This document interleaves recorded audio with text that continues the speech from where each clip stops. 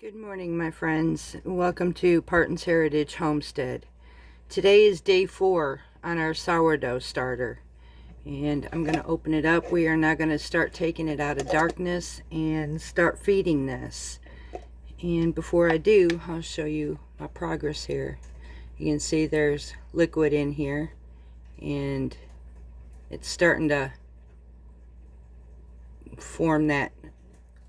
I don't know if you can see this as very well, but it's starting to form that liquidy based pourable sourdough. This one is definitely ready to start feeding.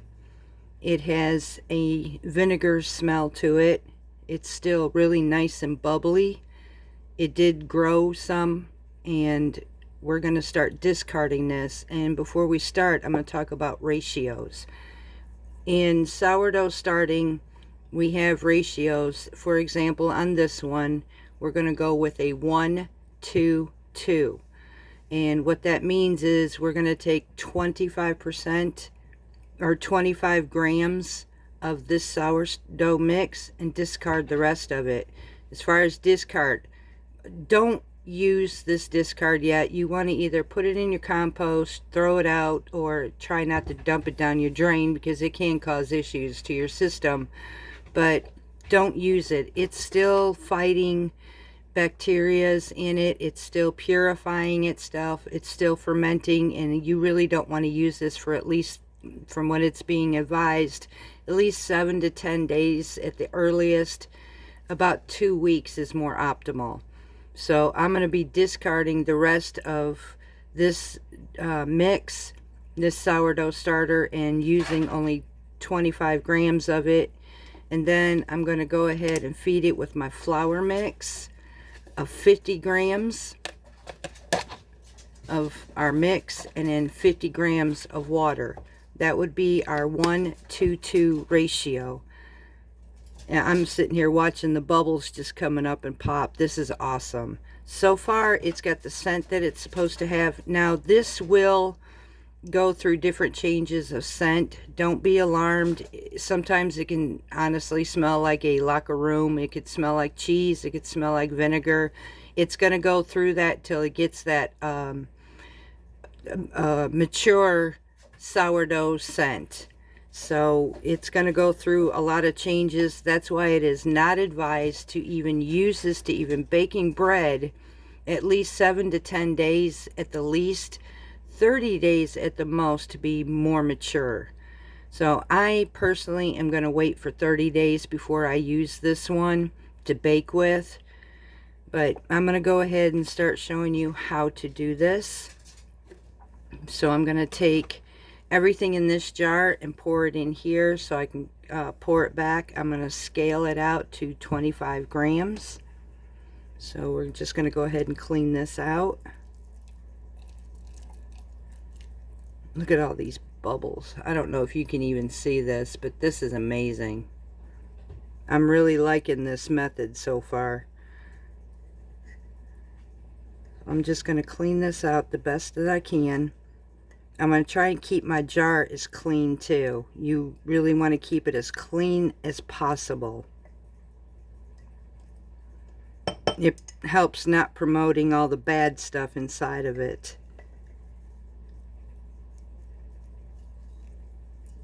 Just bear with me while I go through this process here.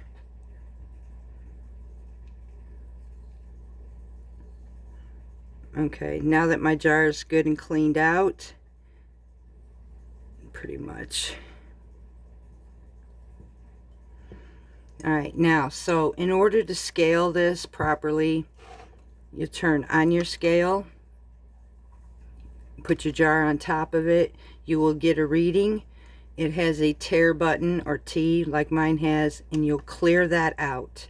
Now you've got a fresh scaling process where you can go ahead and scale, and I'm going to get 25 grams of my starter in this jar.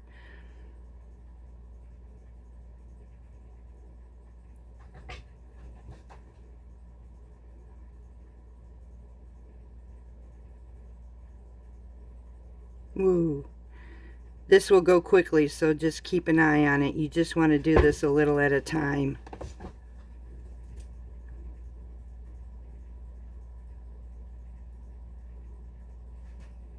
Okay. I'm going to actually take some of this out of there because I've got 26. This one does exactly what I'm looking for. So I'm going to take just a little bit of this out. And there's my 25 grams. Now with my flour, I'm going to add 50 grams. To be able to do this effectively, where you can know how much you've got in each one, after each segment you can actually clear it out and start fresh with your putting in your new ingredients, and I'll show you how to do that in just a minute. Let me wash this off so that I can actually add some of this to it.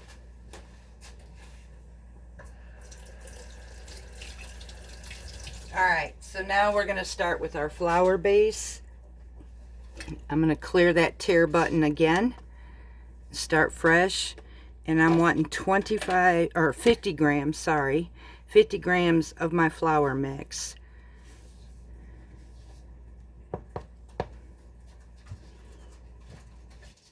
So we're going to go ahead and add this.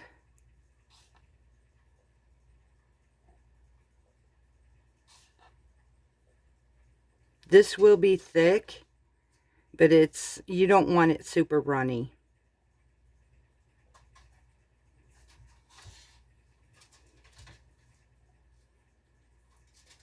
Just about there. Nope, we are there. Even. I couldn't do that again if I tried. So now we have 50 grams of our flour. Clear this out again because I'm going to add 50 grams of our water. Unchlorinated water. I am using distilled water. And it doesn't have to be a warm temperature and all that. Just room temperature is absolutely fine. So we're going to clear this out again, and we're going to add 50 grams of water to our mix.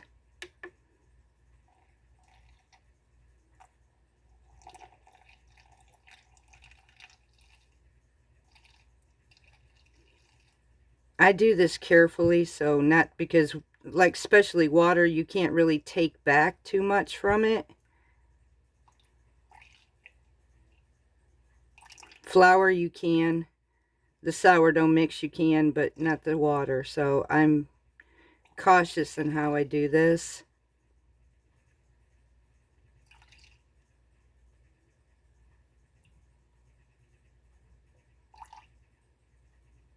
Just about there.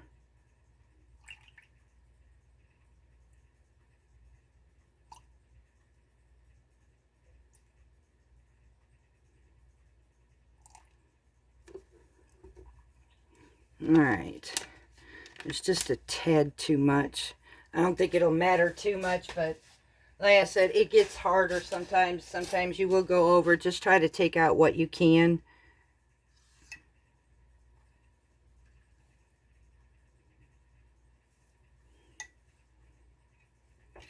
Some days I get this good, some days not so good. And there's our 50.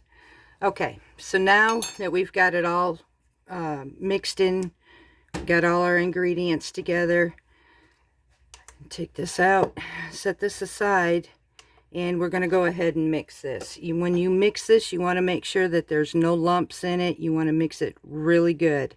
Again, this is going to be kind of thick. You don't want it watered down based. Just mix it up really well. Get all that flour incorporated. Make sure there's no lumps.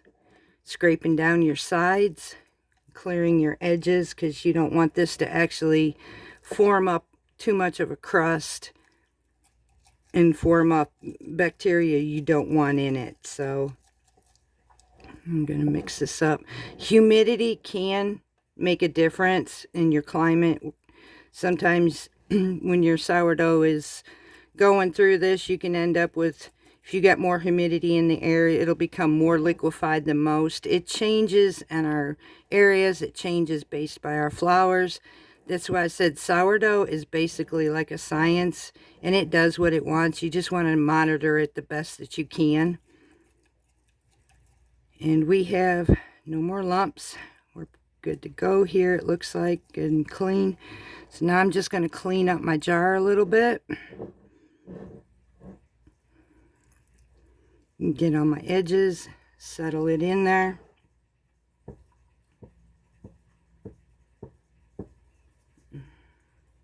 Get all my mix back in here as much as possible.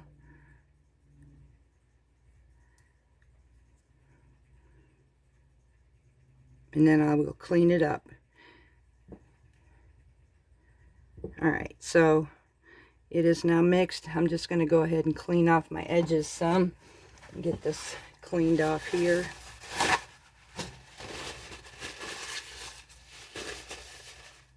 And like I said, I want to clean off all my rims. I don't really want any messes on my edges, and you want to be able to see it clear. So, and if it starts getting too much as you go along, you can always switch out to a nice clean jar, which that's probably what I'll do, just to keep it nice and clean.